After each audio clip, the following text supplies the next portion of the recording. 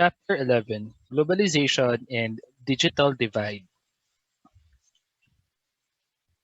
Learning objectives. Upon successful completion of this chapter, you will be able to explain the concept of globalization, describe the role of information technology in globalization, identify the issues experienced by firms as they face a global economy, and define the digital divide and explain Nielsen's three stages of the digital divide.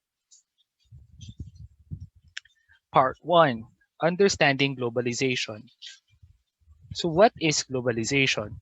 Globalization refers to the integration of goods, services, and culture among the nations of the world. Globalization is not necessarily a new phenomenon. In many ways, globalization has existed since the days of the European colonization. Further advances in telecommunication and transportation technologies accelerated globalization. The advent of the worldwide internet has made all nations virtual next door neighbors. The internet is truly a worldwide phenomenon. As of December 2020, the internet was being used by over 7.9 billion people worldwide. From its initial beginnings in the United States in the 1970s to the development of the World Wide Web in the 1990s to the social networks and e-commerce of today, the internet has continued to increase the integration between countries, making globalization a fact of life for citizens all over the world. The Network Society. In 1996, social sciences researcher Manuel Castells published The Rise of the Network Society, in which he identified new ways economic activity was being organized around the networks that the new telecommunication technologies had provided. This new global economic activity was different from the past because it is an economy with the capacity to work as a unit in real time on a planetary scale. Having a world connected via the internet has some massive implications. Thomas Friedman's 2005 book, The World is Flat, uses anecdotal evidence to present the impact the personal computer, the internet, and communication software have had on business, specifically the impact on globalization. The three eras of globalization are defined of the book. We have globalization 1.0, globalization 2.0, and globalization 3.0. So globalization 1.0 occurred from 1492 until 1800. In this era, globalization was centered around countries. It was about how much horsepower, wind power, and steam power a country had, and how creatively it was deployed. The world shrank from size large to size medium. Now, globalization 2.0 occurred from about 1800 to 2000, interrupted only by the two world wars. In this era, the dynamic force driving change was multinational companies, and the world shrank from size medium to size small. Now, globalization 3.0 is our current era, beginning in the year 2000. The convergence of the personal computer, fiber optic internet connections, and software has created a flat world platform that allows small groups and even individuals to go global. The world has shrunk from size small to size tiny. So, according to Friedman, this third era of globalization was brought about in many respects by information technology, and some specific technologies include: number one, graphical user interface for the personal computer popularized in the late 1980s. Before the graphical user interface, using a computer was relatively difficult, requiring users to type commands rather than click a mouse. By making the personal computer something that anyone could use, the computer became a tool of virtually every person, not just those intrigued by technology. Now, Friedman says that the personal computer made people more productive, and as the internet evolved, made it simpler to communicate information worldwide. Next, build out build out of the internet infrastructure during the dot-com boom during the late 1990s. Telecommunication companies laid thousands of miles of fiber optic cable all over the world, turning network communications into a commodity. At the same time, the internet protocols such as SMTP or our email, HTML, our web pages, and TCP/IP or our network communications became standards that were available for free and used by everyone through their email programs and web browser. The introduction of software to automate and integrate business processes as the internet continued to grow and become the dominant form of communication, it became essential to build on the standards developed earlier so that the websites and applications running on the internet would work well together. Friedman calls this workflow software, by which he means software that allows people to work together more easily and allows different software and databases to integrate with each other more easily. Examples include payment processing systems and shipping calculators. These three technologies came together in the late 1990s to create a platform for global collaboration. Once these technologies were in place, they continued to evolve. Friedman also points out a couple more technologies that have contributed to the flat world platform, namely the open source movement discussed in the previous chapter and the advent of mobile technologies. Now we go to the global firms. Now, the new era of globalization allows virtually any business to become international. By accessing this new platform of technologies, Castel's vision of working as a unit in real time on a planetary scale can be a reality. Some of the advantages of global firms include number one, the ability to locate expertise and labor around the world. Instead of drawing employees from their local area, organizations can now hire people from the global labor pool. This allows organizations to pay a lower labor cost for the same work based on the prevailing wage in different countries. Next, number two, ability to operate 24 hours a day. With the employees in different time zones all around the world, an organization can literally operate around the clock, handing off work on projects from one part of the world to another, as the normal business day ends in one region and begins in another.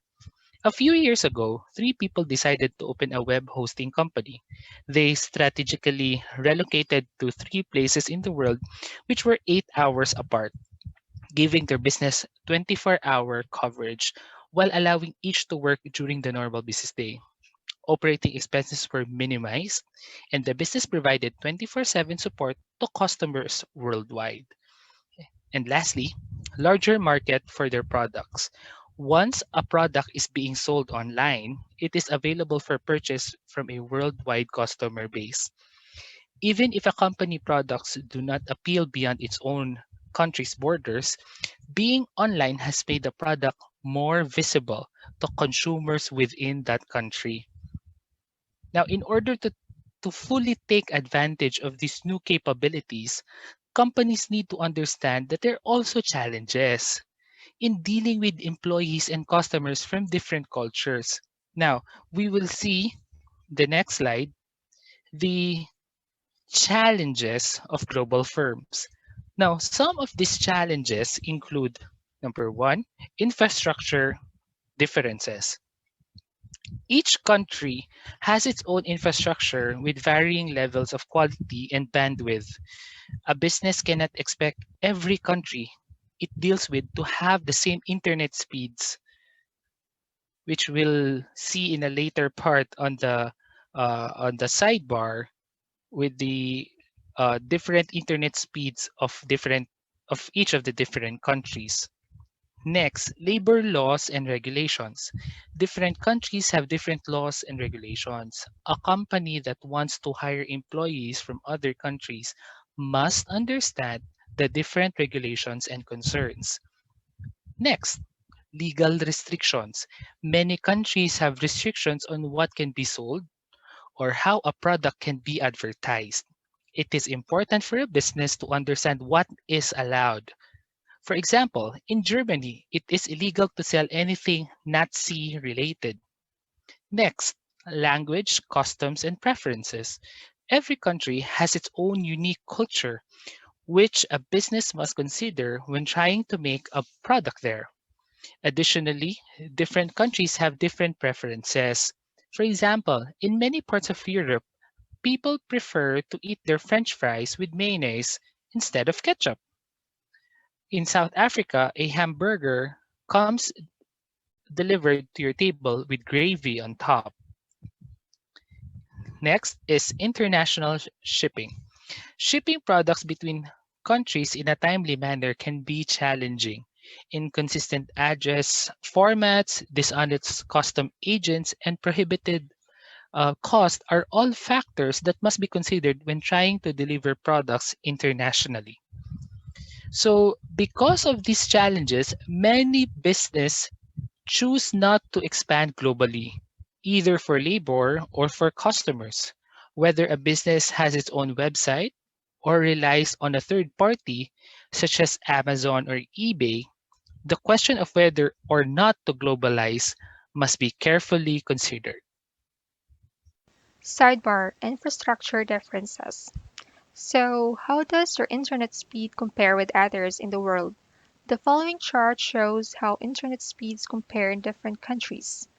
There are many online tools you can use to determine the speed at which you are connected. One of the most trusted sites is speedtest.net, where you can test both your download and upload speeds. On this slide, you can see the latest ranking of the top 10 countries with the fastest internet speed in the world. The one on top is Singapore with 234 Mbps, followed by Thailand, Hong Kong, Romania, Monaco, Denmark, France, Liechtenstein, Hungary, and Switzerland. US is currently at the 14th rank, China is at the 16th, while Philippines is at the 81st rank. The digital divide. As the internet continues to make inroads across the world, it is also creating a separation between those who have access to this global network and those who do not. This separation is called the digital divide, and this of a great concern. In an article in Crossroads, certain categories of people, those from low income households, senior citizens, single parent children, the undereducated, minorities, and the residents of rural areas, are not receiving adequate access to the wide variety of resources offered by computer technology. Ideally, all individuals would have equal opportunity to participate in or benefit from the use of computer resources, regardless of race, sex, religion, age, disability, national origin, or other similar factors. The digital divide can occur between countries, regions, or even neighborhoods. An article wrote by Jacob Nielsen, he got the heart of understanding the digital divide. In his article, he breaks the digital divide up into three stages: the economic divide, the usability divide, and the empowerment divide. First is the economic divide. This is what many call the digital divide. The economic divide is the idea that some people can afford to have a computer and internet access while others cannot. Because of Moore's law, the price of hardware has continued to drop, and at this point, we can now access digital technologies such as smartphones for very little. Second is the usability divide. Usability is concerned with the fact that technology remains so complicated that many people couldn't use a computer even if they got one for free. And even for those who can use a computer, accessing all the benefits of having one is beyond their understanding. Including in this group are those with low literacy and seniors. This is very true and evident in the case of oldies, or what we call the Gen X, as most of them are having a hard time to catch up with the latest technology, including the internet. Third is the empowerment divide. Empowerment is the most difficult to solve. It is concerned with how we use technology to empower ourselves. Very few users truly understand the power that digital technologies can give them.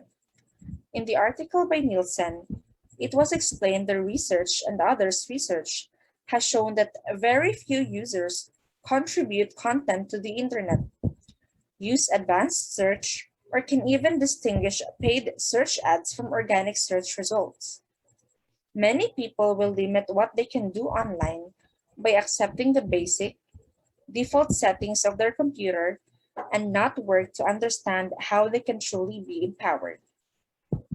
In 2018, Miniwatt's marketing group, host of Internet World Stats, has further clarified the meaning of digital divide.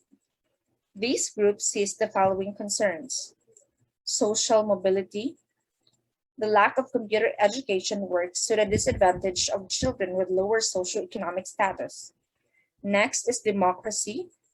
Greater use of the internet can lead to a healthier democracies, especially in participation in elections. The last one is economic growth. Greater use of the internet in developing countries could provide a shortcut to economic advancement.